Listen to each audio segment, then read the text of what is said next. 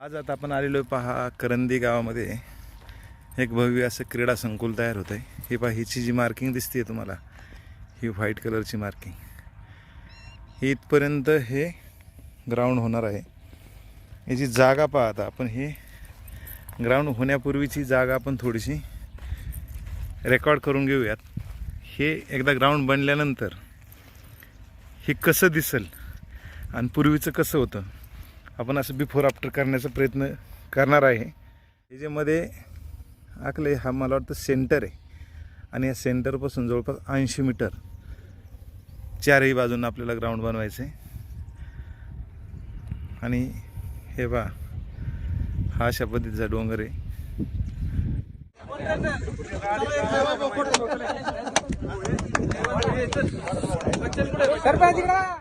ग्राउंडचं उद्घाटन झालं आणि दणक्यामध्ये कामाला सुरुवात झाली। ब्लास्टिंग करायला लागलं। प्रचंड मोठा डोंगर होता, ब्लास्ट करायला सुरुवात केली। त्याचप्रमाणे मोठमोठे ब्रेकर लावले। ब्रेकरच्या साहाय्याने आपण ग्राउंड सपाट करायचं काम हातात घेतलं। बोरिंग मशीननी गोल मारायचं काम। आणि पाहता पाहता एवढं मोठा डोंगर पोखरून, एवढा मोठा डोंगर सपाट करून हे भव्य दिवस ग्राउंड बनण्याच्या दिशेने पावलं पडायला लागली।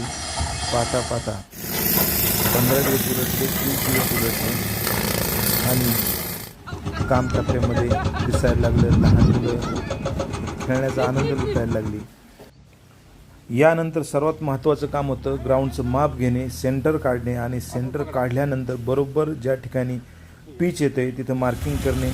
पिचचं मार्किंग केल्यानंतर आपण टँकरने पाणी घातलं, रोलर बोलवला, रोलरने आपण ते चेपून घेतलं। त्यानंतर स्टील आणि सगळ्यांचं बाइंडिंग करून आपण प्रॉपर पिच बनवायचं काम हातामध्ये घेतलं। पिच सुंदर पद्धतीने या ठिकाणी बनून तयार झालं आणि हे पिच बनवून तयार झाल्यानंतर तुम्ही पाहू शकता, आपण त्याला पाणी मारायला सुरुवात केली।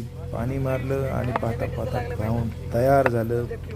अक्षरशः 1 महिन्याच्या आतमध्ये 30 ते 35 दिवसामध्ये जवळपास 20 लाख रुपये खर्च करून आपण हे भव्य दिव्य ग्राउंड खेळासाठी उपलब्ध करून दिलं। याला म्हणतात गाव आणि याला म्हणतात गावची एकी।